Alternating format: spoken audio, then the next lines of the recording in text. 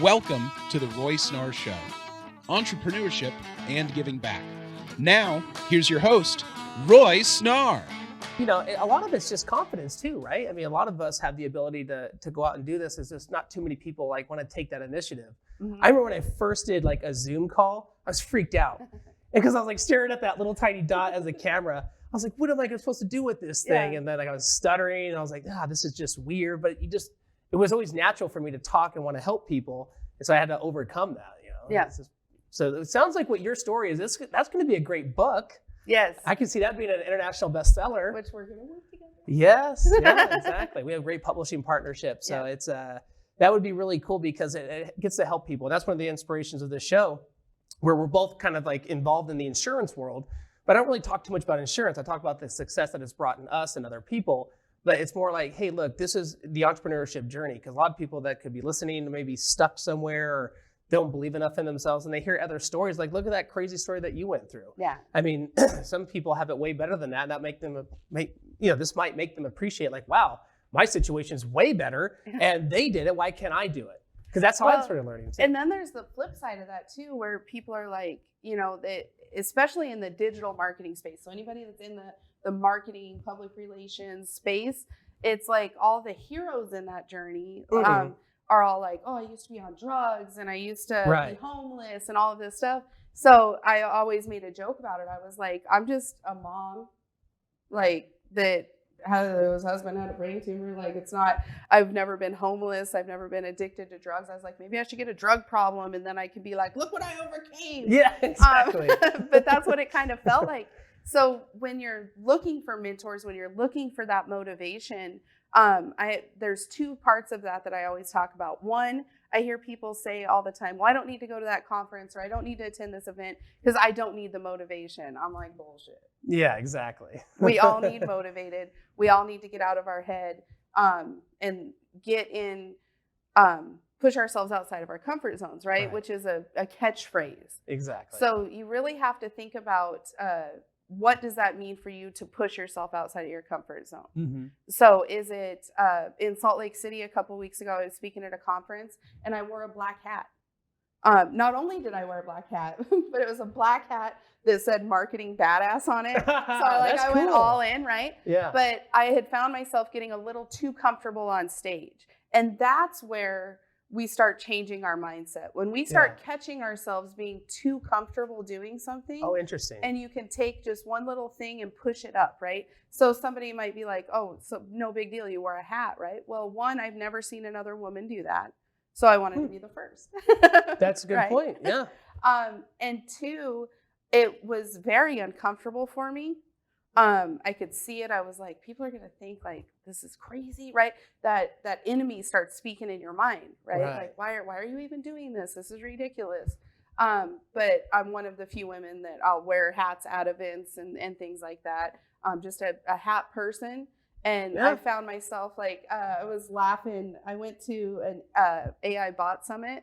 Okay. And I was like, I'm going to curl my hair. Like, I was like way outside of I've never seen you myself, with your hair right? So I like spent all this time curling my hair. And apparently when you curl your hair, like Faith will have to tell us, you curl like towards your face or away from your face on both sides. So that shit's long story short, so. What I did was I ended up like curling it all wrong. So it was like this like bouffant over here and then like nice over here. Oh, that's cool. And one of my best friends reached out to me and she's like, I see what you tried to do.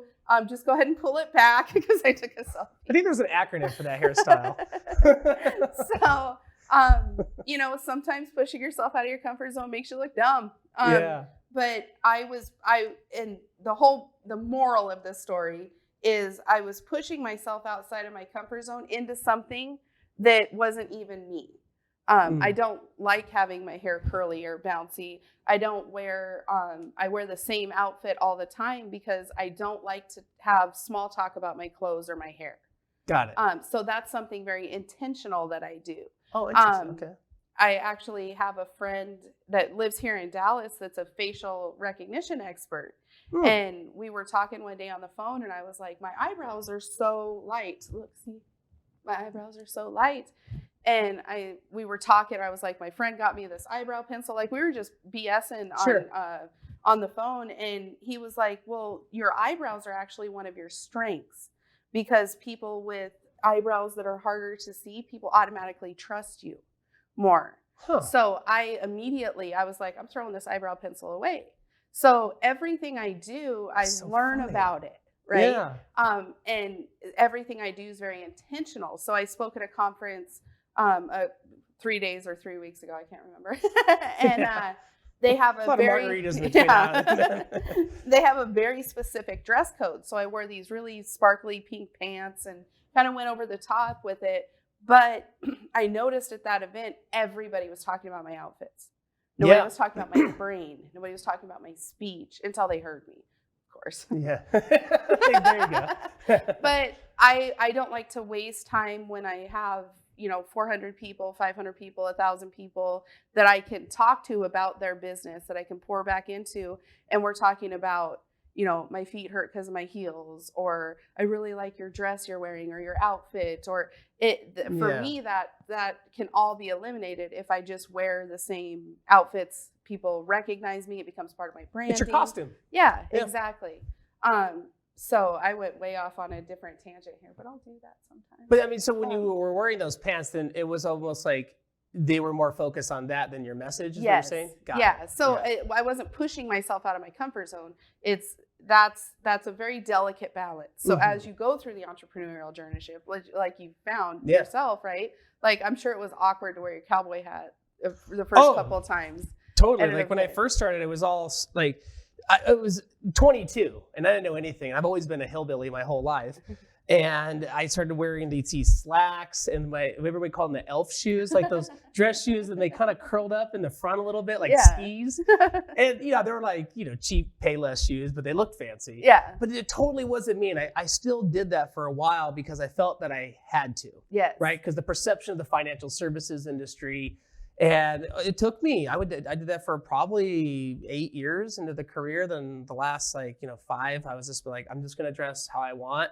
Yeah. And even when I go to different states, if I'm wearing like this, this is literally how I dress to do seminars, main stage speaking, working with clients, just like this, because it's just who I am. And it's not like, it's not super fancy, but these are just little Western shirts and they fit good. And that's it. I don't have to.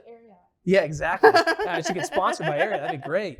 But I used to wear like the cufflinks and tie. I can't stand a tie. Yeah. I mean, but now I don't have to do that because I broke free of that. I'm just way more comfortable. And I've done other things too, where it's been a little bit over the top. Like I had the cut off sleeves, like Larry the Cable Guy style, and then like an old ratted like cowboy hat that's been stomped on by a horse and manure on it still, and big old Copenhagen ring in my back pocket, all that. And I was like, well, I gotta balance it out, like you said. So if I show up to somebody, they're like, "We gonna sell me a hay bale or a trailer?" You're like, So this is kind of like my medium ground. Yeah. Exactly. Well, and that's where that is a perfect example of pushing yourself outside of your comfort zone and then trying to push yourself out of your comfort zone in a disingenuous way. Yeah. And that's where people get really confused. Like, well, you need to wear a suit, a 3-piece suit, and push yourself outside of your comfort zone. And it's like, no, I'm pushing myself into your comfort zone.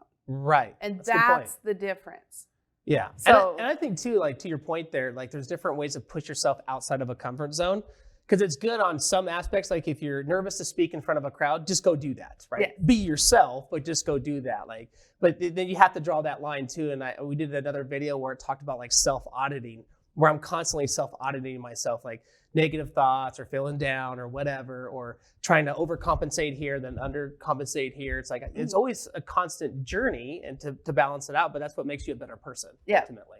Because nobody's perfect. Yeah. Not at all. I talk about all the failures and flaws all the time. And I think it really helps people to see that because, today I don't even use Instagram. You're trying to get me to use it. But, all this like TikTok and social media stuff with the filters on, people are like, that's not how real people are. And half the people that are driving these Lamborghinis around and everything, they're just like, sitting in front of somebody else's and getting a picture with. Yeah. It's totally fake. There's so much fake stuff out there that, if you come across as being real, just to consumers, if you're selling or if you're trying to gather a following, you're just totally real. it's easy. Like there's a podcast where I was picking my nose. I said, don't cut it out, leave it on there. Because it was itchy. So just leave it on there. It's fine.